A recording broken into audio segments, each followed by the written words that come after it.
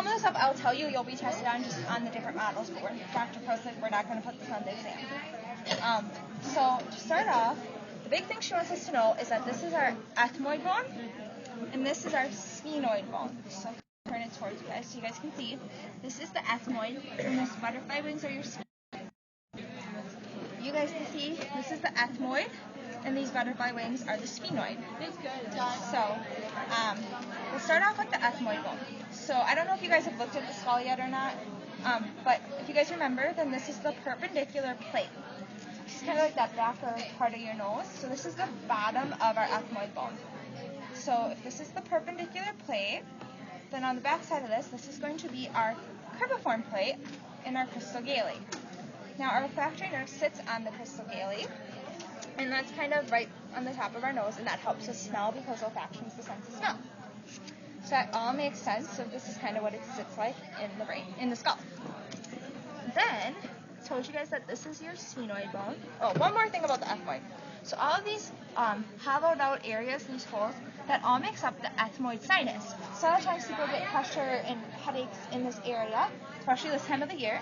And that's when fluid and mucousy kind of things, all that, gets filled up and stuck in this ethmoid sinus and causes pressure and pain. So that's the ethmoid bone and the ethmoid sinus. So like I said, this is a real skull. And so I'm going to just kind of show you, this is the maxillary region, it's the top part of our teeth. So this is the gum, this line here, the gum. These are the top teeth, the roots of the top teeth. And then this person didn't get their top wisdom tooth removed. So this is an impacted wisdom tooth right there, that extra white. Kind of cool. And then here we have our middle nasal concha right here. This is our middle nasal concha, which we know is next to the perpendicular plate. So it tells us that this has to kind of come up here and sit next to here. This is just separated from the rest of the face so that we can see it well. And then this is our maxillary sinus. So a lot of times people go to the dentist and they'll go, oh, I have such a toothache, my mouth hurts, what's wrong with me? I have a cavity, and the dentist will go home and take some sinus medicine, I don't see anything. And that is because they just have some pressure and fluid built up in there, and it's pushing out their teeth, and that causes some pain.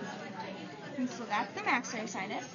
So the last thing I'm going to show you guys is the sutures. So this is our frontal bone, these are our parietal bones, our occipital bone, and then on the side, this is our temporal bone.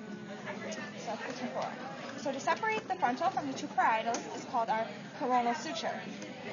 And then separating the two parietal bones from each other is our sagittal suture.